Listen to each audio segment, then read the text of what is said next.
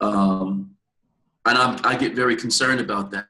Now, what does that mean for her? So I talk about neurobiological, psychological implications. That means that when she goes to school, or kids who are in this same situation, when they go to school, they're going to be impacted. Their concentration is going to be compromised, right? Their impulsivity is going to be increased.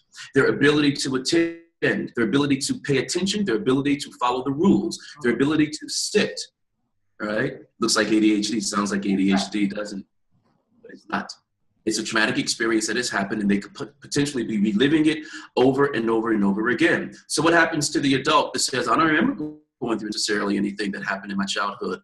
Repression allows you to get from childhood into adolescence into adulthood. But what you don't realize is it has been impacting you all along. You can't maintain a constant relationship. The relationship with your parents is skewed. Relationship with others, you go from job to job, place to place, friend to friend, boyfriend to boyfriend, girlfriend to whatever the case is. Nothing seems to work. Church to church. You want to be seen, you want to be heard. You want to be minimized, you want to be validated. You want to be socialized, you don't want to be socialized. You don't know what you want because you're confused. Because the prefrontal cortex that allows us the ability to attend, the ability to make sound, safe judgments, flies out the window in the face of the impact of trauma. Wow, yeah. That's deep. You made me think about the clients I work with. I work with kids who were diagnosed with PTSD, and they had all of those issues. And so I work with the not the occupational therapist, it's another, dealing with sensory issues and all that kind of stuff. And I talk a lot about the cellular system and having a DNA and the memory, and that stuff is just really real, how it affects you in today. My last question I want to ask you real quick is, how can one overcome these traumatic experiences, the effects of it, the symptoms? Right. Okay, so we talk real quick. I just want to say, if people want to know, how do I know whether or not I'm traumatized as an adult, if I was traumatized as a kid? How do I know if my kid has been traumatized? There's certain things that you can look for. We want to look for a couple things. There's a recurrent, involuntary, and intrusive, distressing memories. These can be in the form of a dream. And in the dream, it can be current, right? And you can see the assailant, you can see what's going on. In children, however, we don't necessarily see it.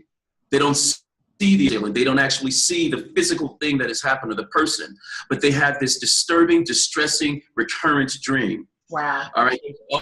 Yeah, there's also the idea of intense prolonged psychological distress that happens as a result. So I talked about their ability, they can't attend.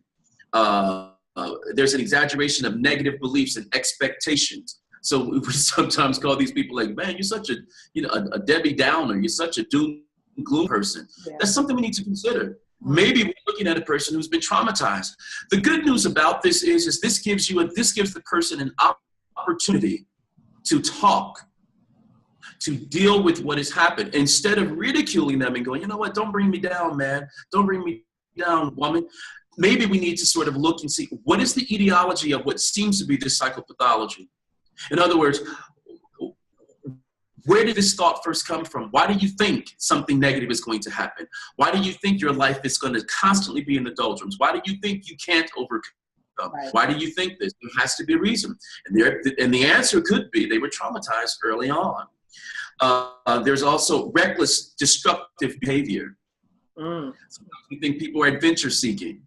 There's a fine line between adventure seeking and reckless behavior. In children, we can see hypervigilance. In boys especially, we can see hypervigilance. They're just up and out and everywhere. You know, sometimes we go, oh, they're all boy. Check that.